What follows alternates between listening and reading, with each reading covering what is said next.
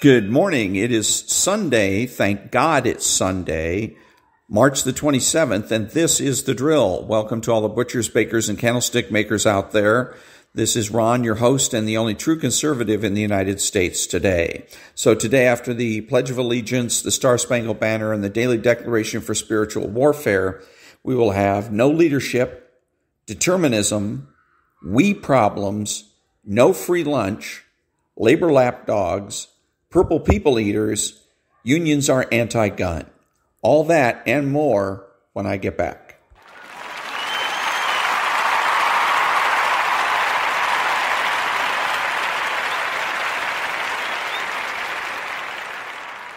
Thank you. And now the Daily Declaration for Spiritual Warfare for March 27th.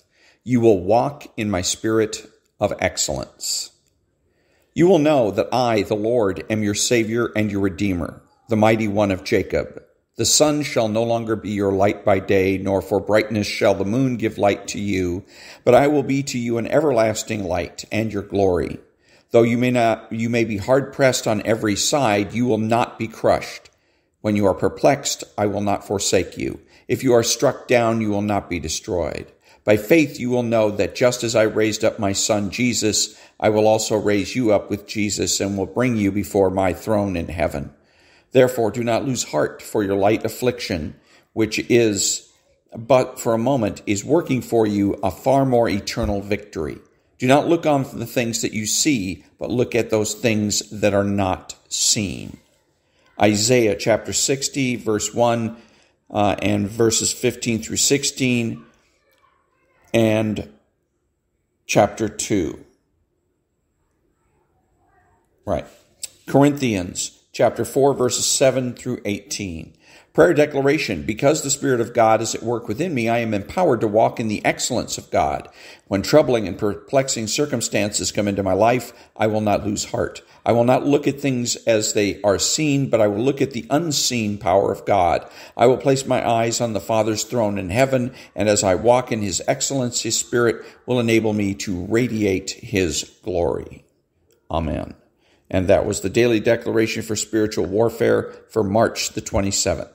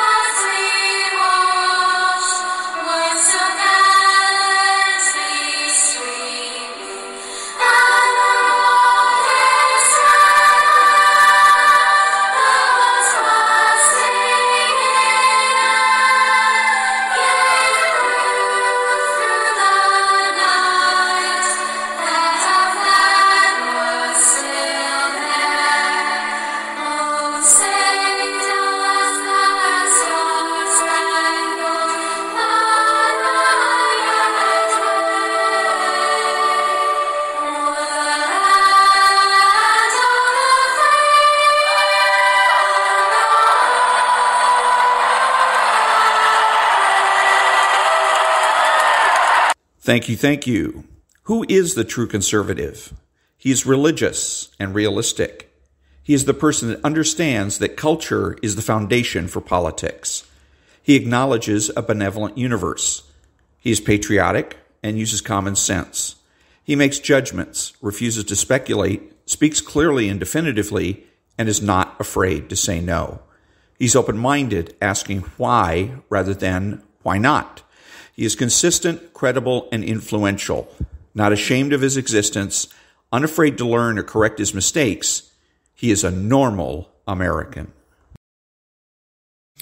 Thank you, thank you. What are the tactics in support of the strategy to rid America of socialist influence? The long-term tactics are to be a true conservative, talk like a conservative, act like a conservative, dress like a conservative, and think like a conservative.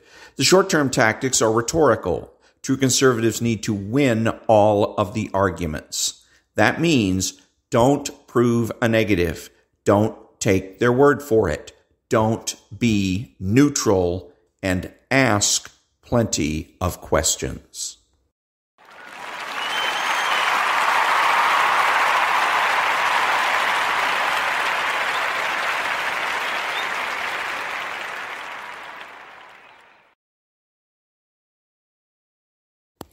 Thank you, thank you. What is the true conservative strategy for defeating socialists in this country? Socialists must be driven from positions of power, and since it is lefty counterculture that provides the foundation for their political success, true conservatives must resist left-wing counterculture and promote normal American culture. By changing our culture, we will change our politics. And by changing the culture, we mean you need to get married, have a family, and raise your children.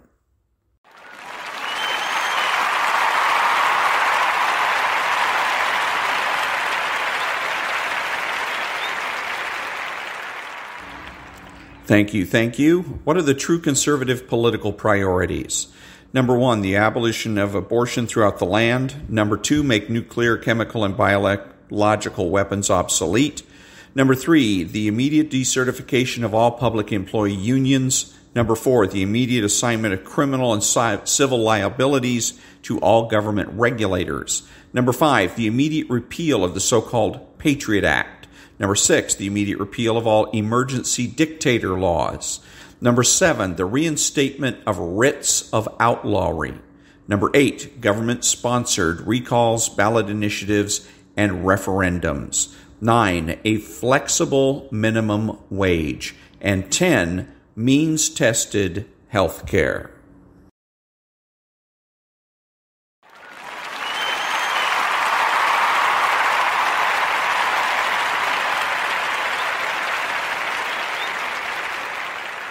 So, thank you. Listening to Hugh Hewitt, and every day it seems like whenever I listen to him, I get provoked. So I am, by the way, it's another difference between liberal and conservative. The liberals call it triggered. The real word is provoked. But anyways, get provoked.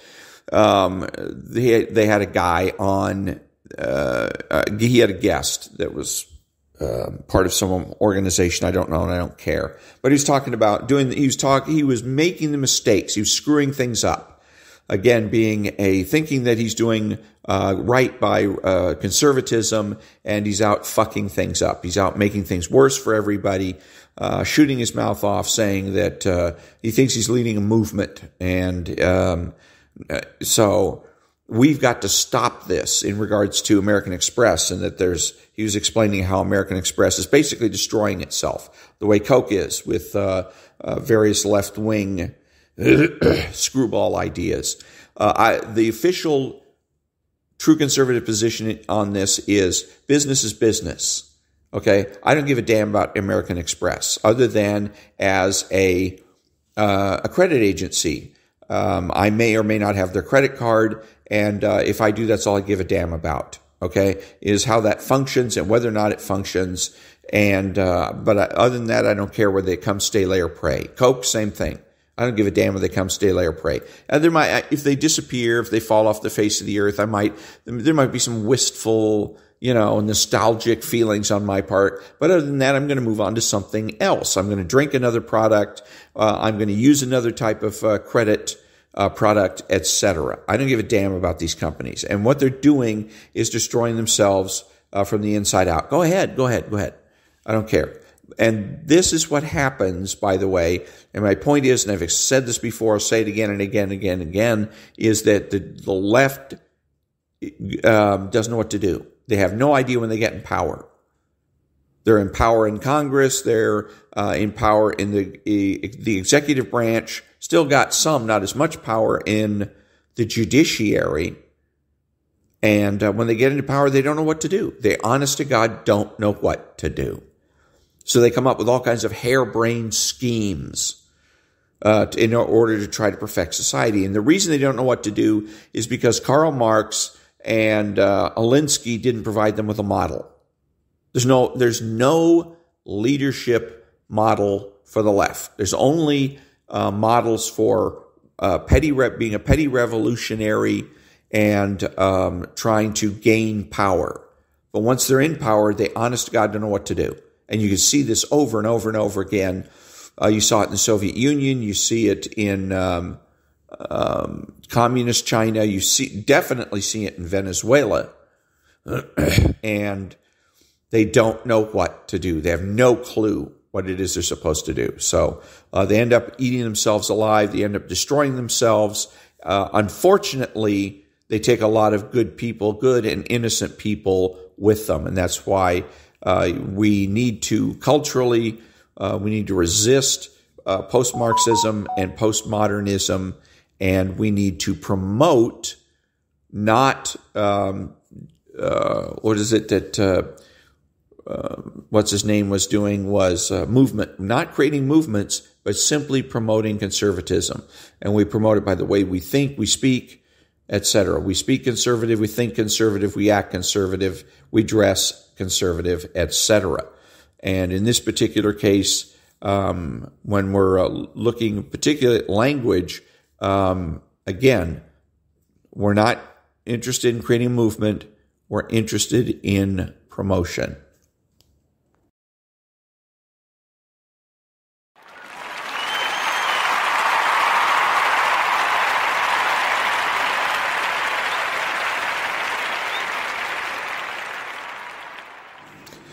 Thank you. So I'm watching Fox this morning, and the whoever the host is, it has a couple of guests. One of them is Tammy Bruce, and then there's some former Democrat official. And so he's asking them questions, but he's asking the wrong questions. This is part of the reason that we lose so often is because people that call themselves conservative have a tendency to act more like Democrats or socialists than conservatives. He keeps asking for predictions. He asked the one lady, do you think we're going to see more Democrats in the fall asking or promoting oil and gas in our economy, promoting more of that than they would normally? And that's a prediction. And predictions are a nod to determinism.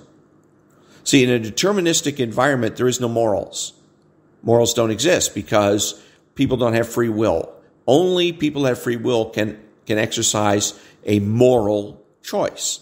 So when you come out and ask for prediction, you're giving a nod to determinism. You're saying that we're all forced to do what we do. So there's really no point in having a discussion. There's really no point in having a debate. I don't know that there's a point in having an election in a deterministic environment. Fortunately, determinism is dead. It's a bankrupt idea. It was stillborn. And the truth is that we have free will. Therefore, we can and do make moral judgments, conclusions, and statements. And therefore, this and all of the, I don't care if they're on CNN or whatnot, of the hosts, talk show hosts, should be asking moral questions, should questions. So the question to that lady is not whether or not it will happen, but should it happen? Should Democrats go ahead and change their message?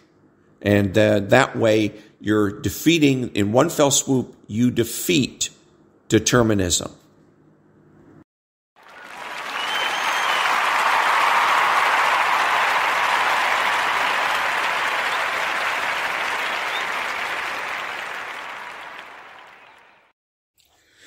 Thank you, thank you. So one of the biggest problems for the right and why they keep losing is because they keep getting trapped by we problems that are not we at all. There are problems that are we problems. The national budget is a we problem. The state budget is a we problem. Any government budget is a we problem.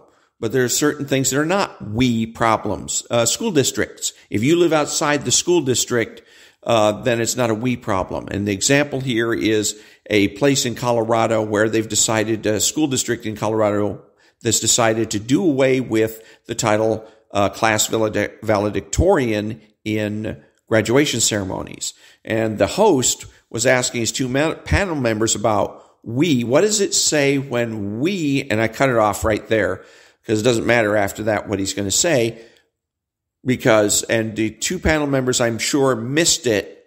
The correct answer to that question is, we who? Have you got a mouse in your pocket? One school district doesn't create a we problem. The problem is for the parents in that school district. If they like that idea, if they back the idea of having no valedictorians, then fine. Go ahead, do whatever the hell you want to. How many school districts are there in the country? Tens of thousands, hundreds of thousands? And just because one school district decides to do something doesn't make it a we problem. What this guy is also doing is he is giving the left a boost. He is helping them to create a movement by giving free advertising to this ban on the title valedictorian, by giving that ban. So don't do that. That's another mistake that the right makes. Don't get trapped into we problems. Don't boost the left. If they want to promote some kind of a wacko idea, that's on them. Don't do it for them. Don't do the left's work for them. Stay out of we traps. Don't do the left's work for them.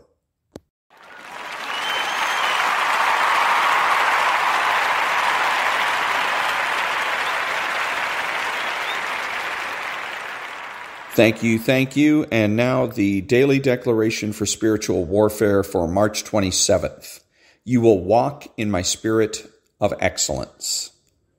You will know that I, the Lord, am your Savior and your Redeemer, the Mighty One of Jacob.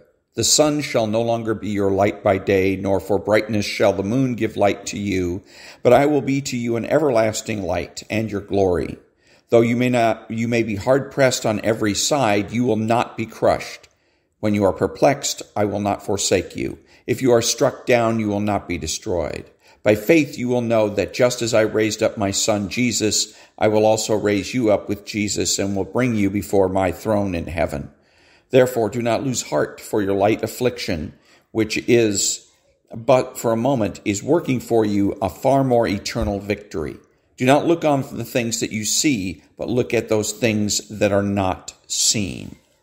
Isaiah chapter 60, verse 1 and verses 15 through 16, and chapter 2.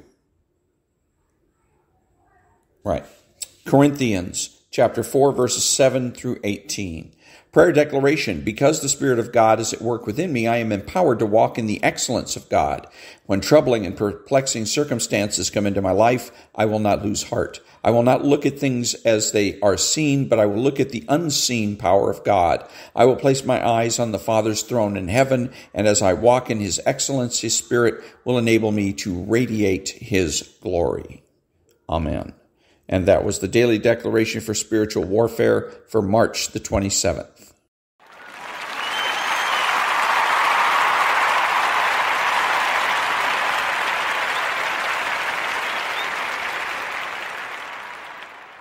Thank you. And now there's no free lunch.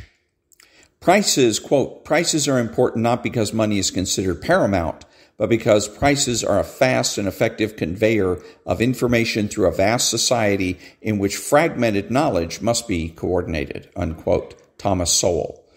If we understood prices for what they are, pivotally important signals in a free economy, the last thing we would do is use the coercive power of the state to alter prices. Wage controls, price controls, and artificial manipulation of interest rates all work together to do one thing: vastly distort price discovery in the economy. The results are misinformation delivered to entrepreneurs, a misallocation of resources, and a misunderstanding of risk and reward. And that was, there's no free lunch.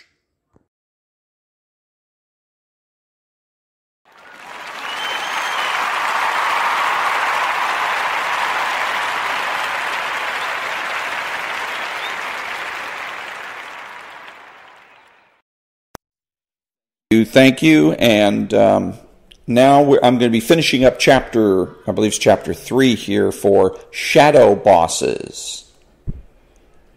And this section is called Labor Lapdogs. The unions use their political support to influence our government. Don't believe us? Ask John Corzine, former governor of New Jersey, who attended a Trenton rally of public workers and couldn't restrain himself. "We will fight for a fair contract," he shouted. It must have made the union bosses proud, except that his job as governor was to negotiate on behalf of the state, not to negotiate on behalf of the unions. Even politicians are sometimes honest when they're speaking to their political allies and think no one else is paying close attention. Unions spend money electing candidates for president, Congress, governor, state legislature, mayor, school board, and many other offices at the federal, state, and local levels. But let's take a close look at their spending on candidates for the U.S. House of Representatives. Overall, here's a look at the top 10 federal U.S. House recipients of labor union cash from 1989 to 2010. So he goes on to, there's little charts in there about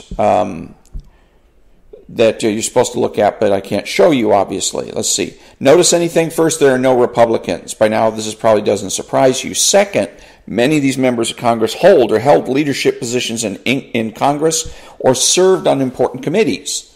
As Minority Whip, Representative Steny Hoyer can wrangle more votes for pro-labor legislation than an ordinary member can deliver. In fact, Hoyer, Nancy Pelosi, and Richard Gephardt have all held multiple positions in the Democrat leadership of Congress. Dick Gephardt was such a friend of labor as Speaker of the House that he clocks in at number 2, even though he hasn't served in Congress since 2005. Neil Abercrombie, now governor of Hawaii and number 3 on our list, is not only a friend of labor, he was a personal friend of President Obama's parents when he studied with them at the University of Hawaii and personally vouched for President Obama being born in the state of Hawaii. If you're expecting even higher contributions from unions, it's because these amounts are only the direct campaign contributions made through labor union PACs, and that's only the tip of the political spending iceberg. Union-government partnership. The union-government partnership works beautifully for both the unions and the politicians. Labor experts Daniel DeSalvo and Fred Siegel explain. The result is a nefarious cycle.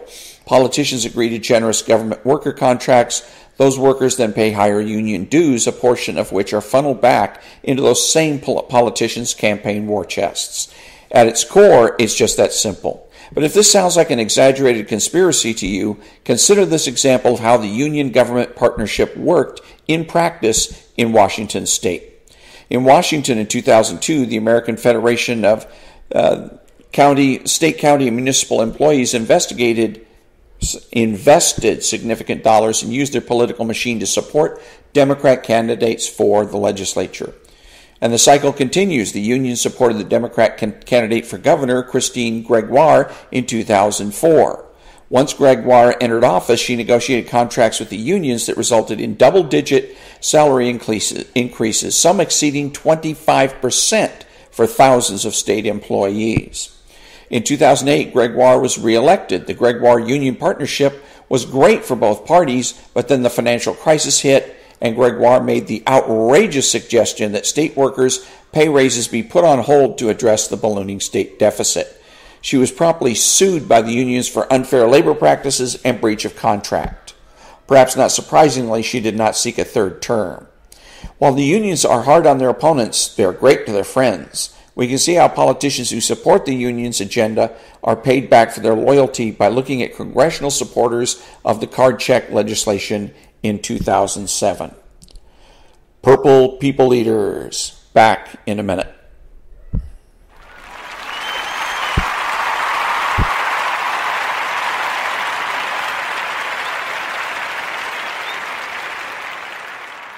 Thank you, thank you. And again, purple people leaders. The big daddy of the union government partnership is the highly political SEIU, whose members wear purple t-shirts at rallies to identify themselves. The SEIU's former president, Andy Stern, said, "We believe in the power of persuasion, and if that doesn't work, we believe in the persuasion of power." According to political strategist Pat Caddell, the persuasion of power describes the SEIU's electioneering strategy, too. Caddell added, "Those guys are thugs. He may call them thugs, but then they would be thugs with an awfully big checkbook."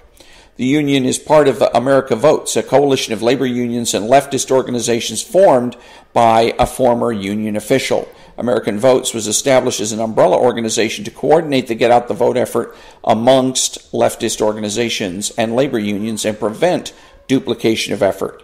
The organization claims to have built a permanent advocacy and campaign infrastructure for Crowleyist issues. I'm going to skip that. The SEIU, the union, is just one union, but it conducts a huge amount of political activity.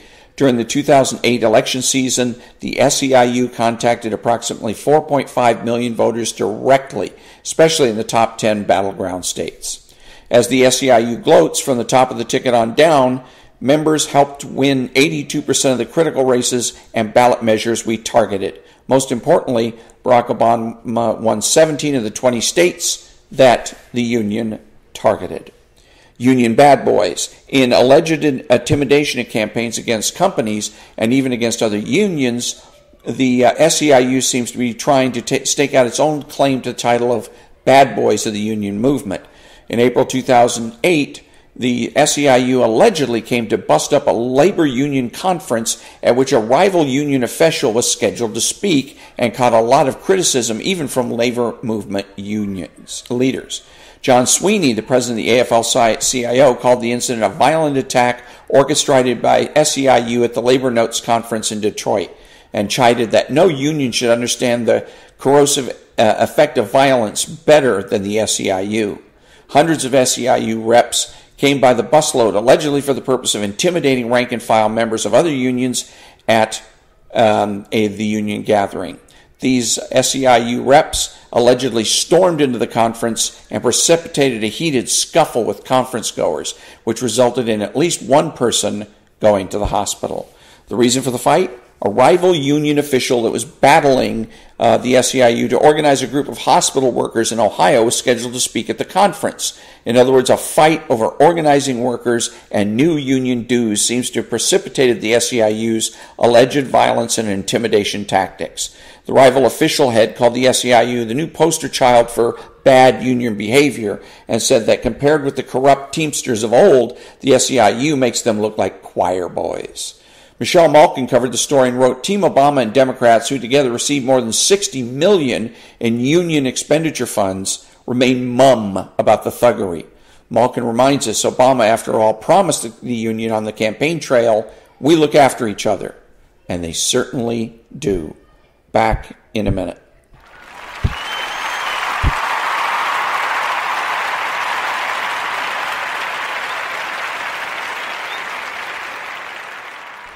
Thank you, thank you. Unions are anti-gun. Union money doesn't just push forward pro-labor politicians. It advances liberal politicians that may take many views that are out of step with the views of the rest of America. Consider gun owners' rights. While many gun members all across the nation support gun owners' rights in the National Rifle Association, union members are even on the NRA's board. Union money flows exclusively to anti-Second Amendment candidates and groups. The contrast between union members' views on guns and union officials' views on guns is so extreme that the unions develop special advertising to persuade pro-gun union members to support the union's political candidates, specifically Barack Obama. One union ad to union members read, Barack Obama won't take away your guns, but John McCain will take away your union. Of course, it was a little hard to get some pro-gun union members into the Obama camp after Obama had proclaimed during his campaign in small Pennsylvania towns, they get bitter, they cling to their guns or religion or antipathy to people who aren't like them or anti-immigrant sentiment or anti-trade sentiment as a way to explain their frustrations. Many pro-gun union members may have identified more with those small-town Pennsylvanians than with President Obama, which may explain why 39% of union households voted for John McCain while their unions endorsed Obama. Not surprisingly, Obama is fulfilling the dreams of the anti-gun crowd. He's advocated gun control and appointed numerous anti-gun federal judges. And he has more planned for a second term. He recently told an anti-gun activist, "I just want you to know that we are working on gun control. We have to go through a few processes, but under the radar." The AFL-CIO has staked out a series of anti-gun positions on legislation. The teachers' unions are also opposed to gun ownership. They explain their anti-gun positions in terms of curbing school violence. But the AFT, for example, is a member of the Coalition to Stop Gun Violence, a group that goes much further than fighting gun violence, instead focusing on wholesale banning of manufacture, importation, sale, transfer, ownership, and possession of handguns. On the gun issue and many others, government employee unions don't care about the opinions of their members. Of the 20 congressional politicians most supported by labor union money in 2010, 14 received a D or an F rating from the NRA, while the NRA reserves for politicians with spectacularly bad congressional voting records on Second Amendment issues. The unions are full scale behind the anti-gun agenda, especially when anti-gun politicians happen to be the Democrats that can best guarantee them their cash flow. It makes good political sense for government employee unions to support their leftist allies, but it's also clear that when unions spend to get their favorite politicians elected, they undercut the beliefs of their own membership at the same time.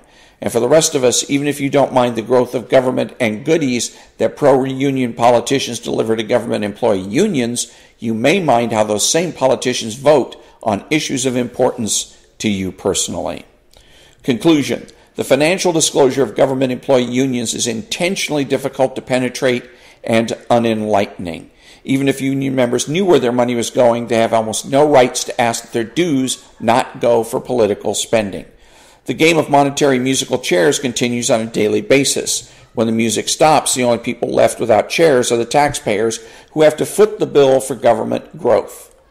As we have seen, the chief goal of the shadow bosses when it comes to national politics is keeping their political allies, almost always Democrats, in office. The unions may have many friends, but they have never had a better ally in the White House than President Obama.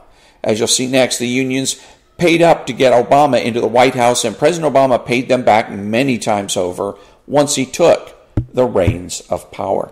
And that's the end of chapter 3, and next time will be Chapter 4, Union Label President, and I'm sure it's all about Barack Obama.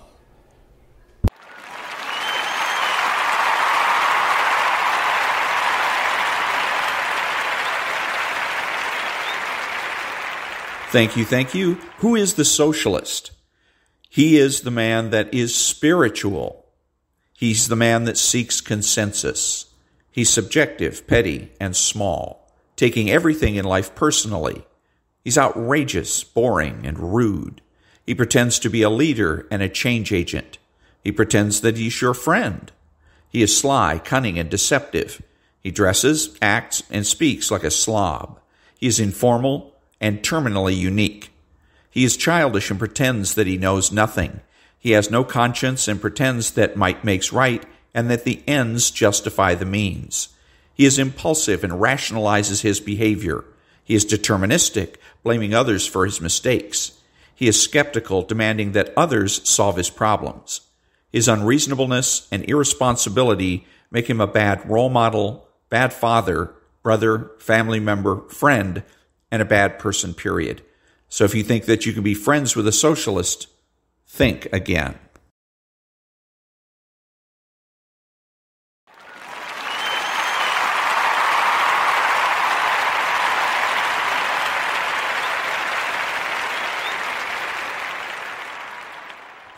Thank you, thank you. This is Ron, your host, the only true conservative in the United States today, bidding adios to all the butchers, bakers, and candlestick makers out there, and reminding you to tune in to the John and Ken Show, which is an excellent example of how true conservatives communicate. It's a radio show that's on KFI AM 640 from 2 o'clock in the afternoon to 6 o'clock in the evening, Monday through Friday. and that's Pacific time. So that's an excellent show to listen to. And other than that, until next time, remember to be honest, to be smart, to be beautiful, and to remember that the left has no authority, no power, and they can't win.